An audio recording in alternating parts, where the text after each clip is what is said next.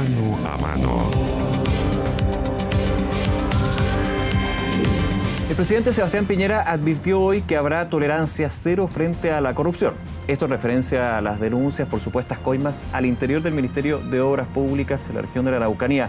Vamos a hablar de de otros temas que están en la palestra. Para eso nos acompaña el exministro y expresidente del Partido Socialista, Osvaldo Andrade. Osvaldo, muchas gracias por acompañarnos. Bienvenido. Muchas gracias por invitarme. Un placer. A ver, primero que todo, declaración hoy día del presidente Piñera en la región de los Lagos.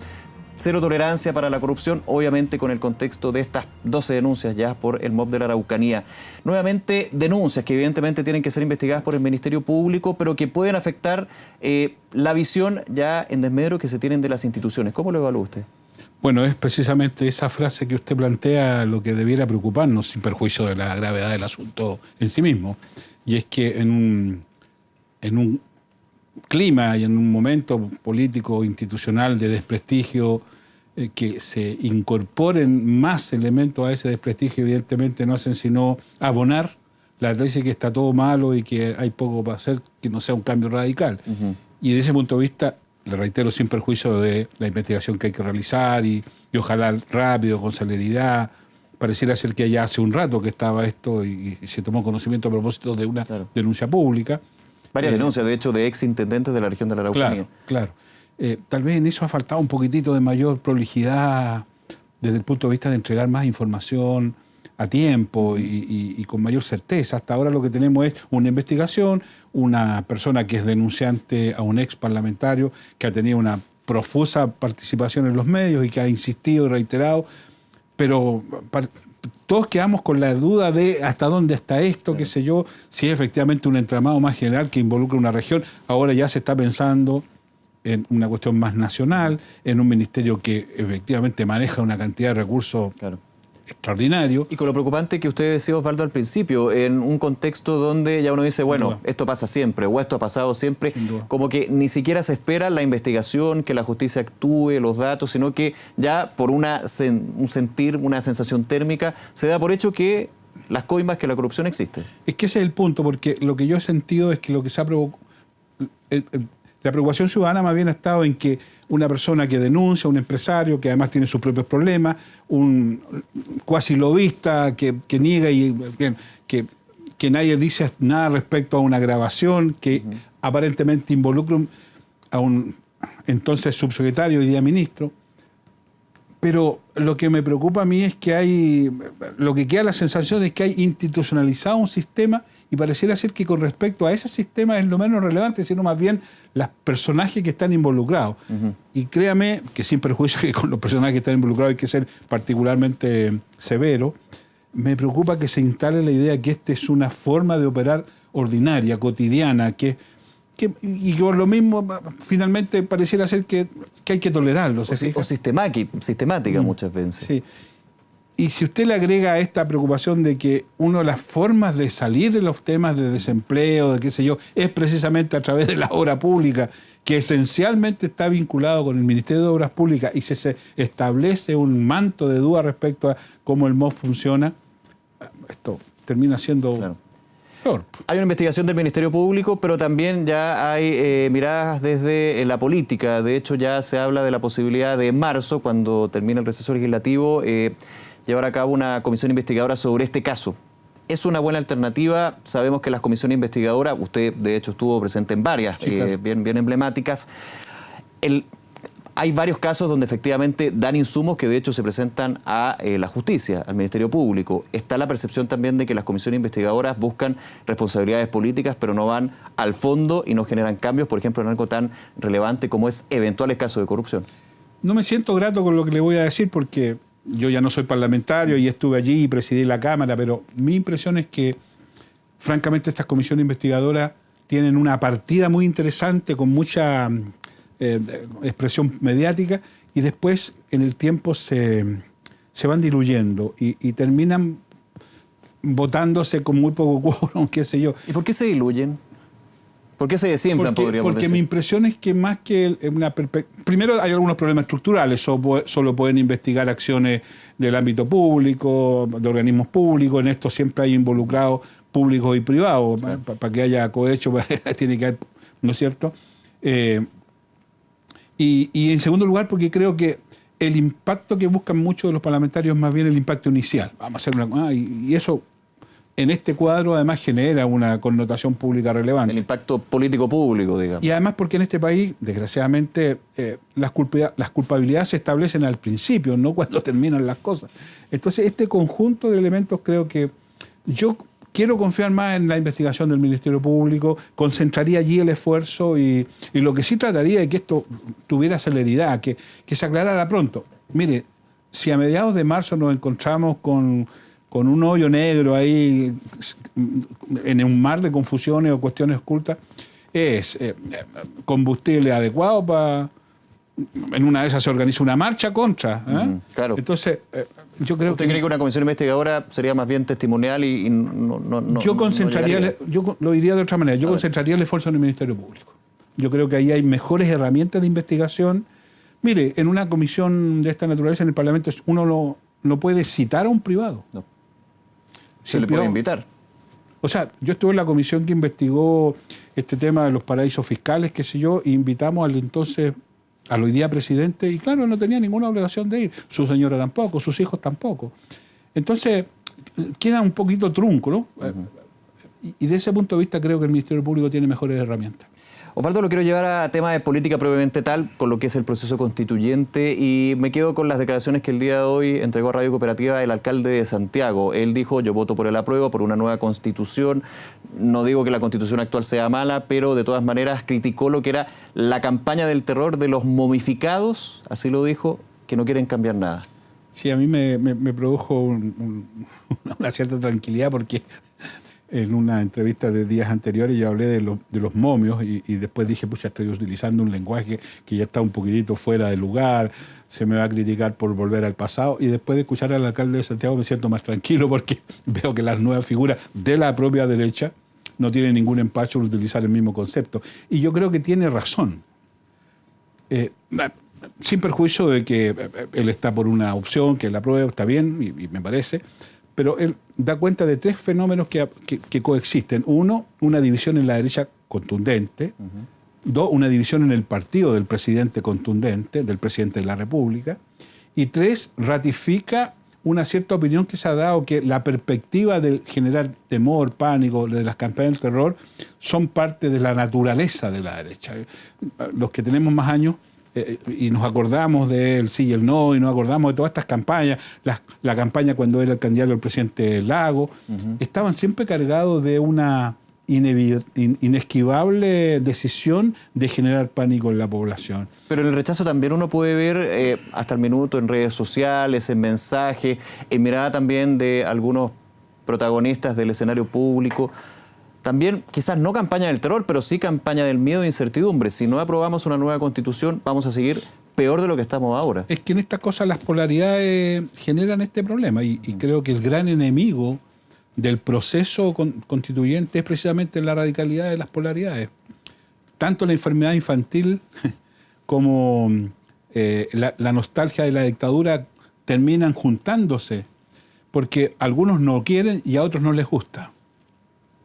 Y por eso es tan relevante que se genere un clima adecuado. La gran responsabilidad del gobierno, después que su programa ya es parte del pasado, es parte de la historia, y que no se vislumbra una perspectiva programática en adelante para el periodo que le queda, la gran responsabilidad del gobierno es garantizar que se desarrolle todo el proceso que se inicia el 26 de abril en adelante, porque después vienen elecciones, qué sé yo, de buena manera. Y esa es una responsabilidad esencialmente del gobierno. Por supuesto, las fuerzas políticas tienen que colaborar en ese esfuerzo y ahí tenemos una responsabilidad todos. Pero el primer protagonista de que estas cosas resulten bien es el propio gobierno. Y por eso llama la atención esta incapacidad de ordenar sus propias filas. El gobierno dice, mire, insiste mucho en la presidencia, bueno, y el intendente a pocos días de haber librado aparece diciendo que él está por una de las opciones.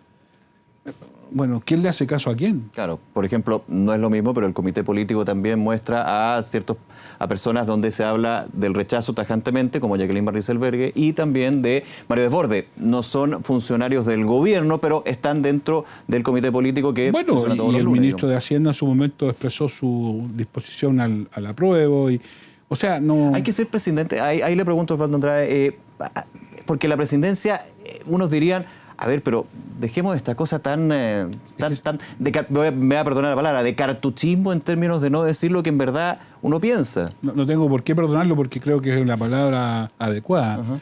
Además porque atenta contra el sentido común. Si todo el mundo sabe en qué está el otro, todo el mundo sabe lo que piensa al respecto el ministro de Hacienda, el ministro del Interior, el ministro vocero hoy día, etc. Todo el mundo... decir, por favor, ¿alguien podría poner en duda que la vocera, después de que la conocemos en el Parlamento, está por el apruebo? ¿Ah? O alguien podría poner, ¿me entiendes? O sea, aunque igual hay casos donde ha sorprendido. Por ejemplo, usted dijo el intendente Guevara, la situación de Mario Desbordes. O sea, también hay que dar el mérito de que pueden haber muchos que están en reflexión. Hay algunos que, de hecho, optaban por el apruebo y cambiaron al rechazo. Asumamos que estamos en reflexión. Y cuando se está en reflexión, en algún momento habrá que tomar una decisión. Pero esto de dar... Mire, en política o en la vida no hay nada peor que dar instrucciones que uno sabe que no se van a cumplir. Uh-huh. Porque queda en descrédito quien da la instrucción. Y cuando esa instrucción emana de la primera magistratura, al margen del respaldo que tenga el presidente, es él el que queda en una situación difícil cuando no le hacen caso sus subalternos, porque además no le hacen caso y no pasa nada además, digamos. Uh-huh. Yo no lo digo que los echen, no, por favor, claro. No es tan grave. Pero el que queda en mal pie es el presidente.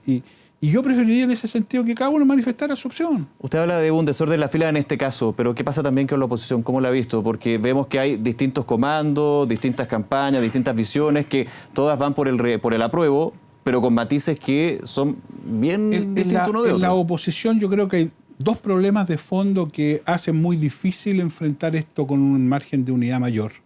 Uno, la valoración positiva, negativa, de los gobiernos de la transición. Uh-huh. Yo creo que hay ahí una disputa política al interior de la hoy día oposición respecto a si fue un periodo de solo renegación, si fue un periodo solo de éxito o un punto intermedio. Bueno, pero hay un debate pendiente y hay juicios planteados. Hay algunos que dicen, mira, fue solo éxito, hay otros que tienen una mirada crítica, pero con una valoración final, un balance positivo, y hay otros que dicen derechamente que esto fue un periodo negro para el país.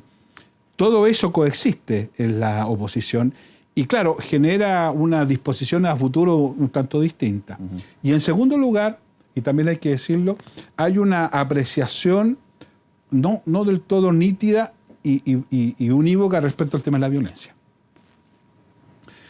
Para algunos es un cierto margen de tolerable, porque sin marco de violencia los cambios no se producen. Para otros hay un rechazo absoluto. ¿Usted cree que no había una condena transversal y concreta, clara en la oposición? ¿En la oposición en su conjunto? No, por cierto que no. Hay algunos que lo ven con tolerancia, hay algunos que incluso simpatizan con algunas cosas. ¿Quiénes, por ejemplo? Bueno, cuando uno ve que hay encapuchados que irrumpen invitados al Congreso Nacional, existiendo allí un senador o parlamentario, evidentemente no hay la misma valoración de ese tema. A mí me parece que fue un despropósito mayor, por dar un ejemplo.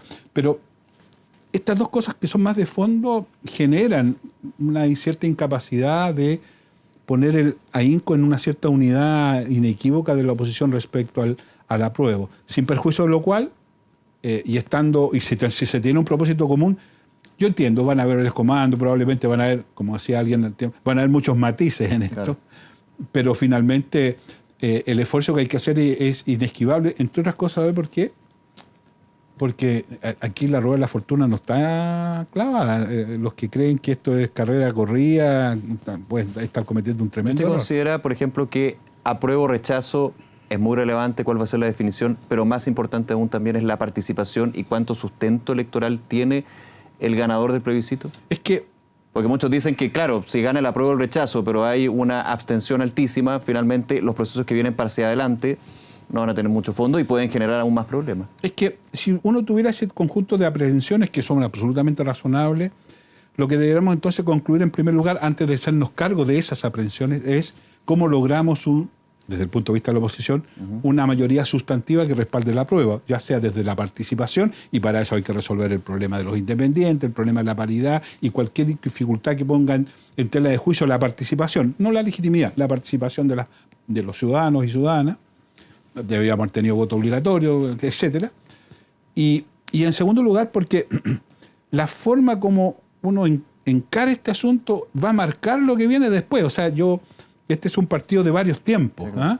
Y cada set de este partido va siendo importante para el set que viene. Entonces, la forma como encaremos el proceso previo al plebiscito del 26, el resultado de aquello va a ir marcando también, si ocurre que, desde el punto de vista de la oposición, hay una diferencia de tal magnitud que hace muy difícil que, aunque gane la prueba, posteriormente tengamos una cierta comunidad de intereses y una propuesta común. Evidentemente, la segunda fase, el segundo set, va a ser más difícil. Claro. Osvaldo Andrade, en los minutos que nos quedan, quiero llevarlo también a lo que fue esta carta del senador José Miguel Insulza. Usted dijo, de hecho, en otros medios que fue un error no haber asistido a la votación, a la acusación constitucional contra el intendente Felipe Guevara. Él, en esta carta, explica por qué y hace una crítica bien relevante y profunda a las acusaciones constitucionales como se han llevado, hablando de que ya no tienen fondos, sino más bien van a la emocionalidad, a un tema más del sentimiento.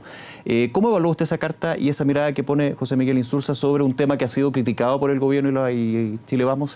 Yo valoro la carta. Creo que hace bien el senador Insulza de enviarle una nota a la militancia del Partido Socialista, porque da cuenta de algo que probablemente él no evaluó cuando no asistió a la votación de la Cámara. Y es que el tema en cuestión, al margen de la acusación al intendente, el tema de derechos humanos, que era lo que estaba en el trasfondo de la acusación, es un tema que evidentemente para los socialistas tiene una relevancia mayor.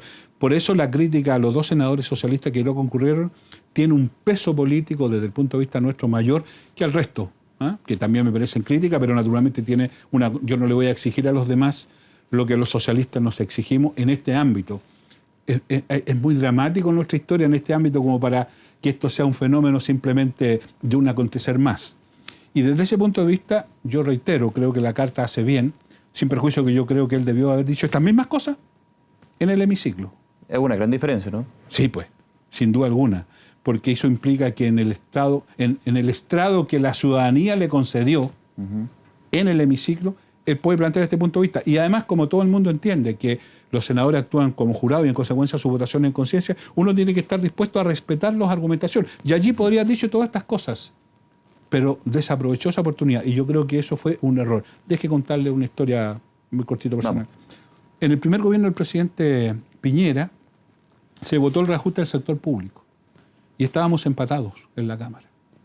Y yo, a petición de la dirección de la CUT, posibilité la aprobación. Y eso permitió que se aprobara el reajuste. Y a mí me costó ser pasado al Tribunal Supremo de mi partido. Claro, se dijo que votó por el gobierno. Exactamente. Con el gobierno. Sí, así fue. Entonces, hay cosas que uno tiene que encarar en la vida, porque para eso lo eligen.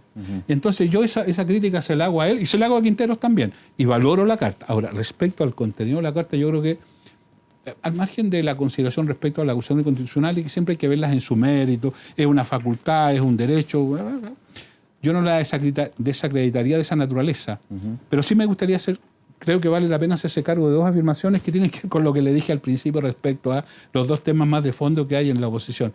El tema de la valoración de los 30 años, a mí me produce una cierta repulsa cuando escucho, bueno, es que los últimos 30 años, como si Chile hubiera empezado. O sea, por favor, si es que antes de los 30 años en Chile teníamos una dictadura, si es que antes de los 30 años las modernizaciones que hoy día estamos tratando durante todo este tiempo de desastrabar se instalaron durante la dictadura. Entonces, yo le quiero decir a todo el mundo que la historia no empezó hace 30 años. Y yo entiendo que hay algunos que no vivieron ese proceso y que tienen, por cierto, una valoración distinta, pero vale la pena hacer un juicio más ponderado. Y respecto a la violencia, que es el otro punto, creo que también vale la pena hacer una discusión. Los socialistas aprendimos con dramatismo. Hay muchos compañeros de mi generación que no están, porque en algún momento tuvimos mucha benevolencia con la violencia. Y la violencia siempre termina afectando a los más pobres. Por último, Osvaldo Andrade, acusación constitucional, ligando lo que era la carta del senador Insulza, está la eventualidad de que haya una acusación constitucional ahora contra el ministro del Interior, Gonzalo Blumel, por temas bastante similares a los que estuvo, uno entendería, en la acusación contra Felipe Guevara, por lo menos dentro del mismo foco, la génesis. Se ha hablado de que falta coordinación en la oposición y con esta carta del senador Insulza y también otras menciones de algunos parlamentarios de oposición que han criticado, digamos, esta acusación constitucional más emocional que jurídica, política, ¿habría que acusarlo al ministro del Interior? Es que cada cosa hay que verla en su mérito y yo creo que es un error plantear que todas tienen problemas de emocionalidad o todas tienen... Las acusaciones constitucionales son acusaciones políticas. Y no nos veamos la suerte entre gitanos. El factor esencial de decisión al respecto es política. El rudimento jurídico, el respaldo jurídico es un factor relevante. ¿Es para la legitimidad la acusación? Y es para cumplir cierta formalidad al respecto, pero finalmente el juicio que se hace... Porque si fuera solo jurídico, bueno, mejor que la vea la Corte Suprema. Pues. Pero ahí también está la crítica de la acusación. Por ejemplo, cuando hay un diputado o un senador que vota a favor de una acusación constitucional, o en contra, a favor de una acusación constitucional, que en su exposición dice, yo creo que aquí de alguna manera faltan méritos, pero tengo que votar finalmente por lo que me dice mis congéneres, mi partido, lo que yo tengo que votar porque si no a mí me va a llegar la grande, como usted me comentaba lo que sucedió con esa votación del reajuste del sector. Es que es parte del conjunto de errores que se cometen en estas cosas y yo creo que falta un poquito de solvencia en los parlamentarios en este sentido. Fíjese usted la importancia que ha adquirido esto que se llama la cuestión previa. Y la verdad que la cuestión previa siempre deberá votarse favorablemente por moros y cristianos, porque la cuestión previa lo único que hace es ver si se cumplen los requisitos formales de la acusación, si está el número, si está el número de patrocinio. Eso es la cuestión previa. Pero hoy día la cuestión previa es ya un antejuicio. No se entiende que alguien vote de una manera en la cuestión previa y vote de otra, ¿me entiende? Hoy día cómo están las cosas. Entonces, las acusaciones constitucionales se han transformado también en un instrumento que el propio Parlamento tiene que prestigiar. Y desde ese punto de vista, cada parlamentario tiene que asumir su responsabilidad política en este tema y hacerse cargo del problema. Le quiero dar un dato. Siendo parlamentario llegamos a un acuerdo en la Cámara de Diputados en que aprobamos un conjunto de reformas constitucionales, 24, 26 o 23, harta. Y una de ellas se hacía cargo de la sanción de inhabilidad al acusado constitucionalmente aprobado por los 5 años. Que es uno de los factores que decía, pero son 5 años, tan grave, qué sé yo. Está durmiendo en el Senado. Está ahí. Cuando la derecha dice que la matriz de su no al apruebo, si al rechazo es hagamos las cosas ya, no esperemos 2 años, ahí está durmiendo. ¿Y por qué no lo hicieron entonces? Entonces, esta micro que propone RN, los del rechazo RN, es una micro que viene hace rato andando, pero ellos nunca se han querido subir. Po. Entonces, ¿por qué se van a querer subir ahora? No, yo no les creo. Entonces se da cuenta que hay cosas que el propio Parlamento ha menospreciado, desprestigiado, y por eso es que la discusión sobre este instrumento, que es un instrumento que tiene toda la legitimidad del mundo, hay que verlo en su momento. Si hay mérito respecto al ministro Blume, hay que verlo en ese cuadro. De las anteriores, de las posteriores, se verá en su momento. Bien, Osvaldo Andrade, nuevamente gracias por acompañarnos. No se le ocurre, que esté muy bien. Muy bien, hasta luego.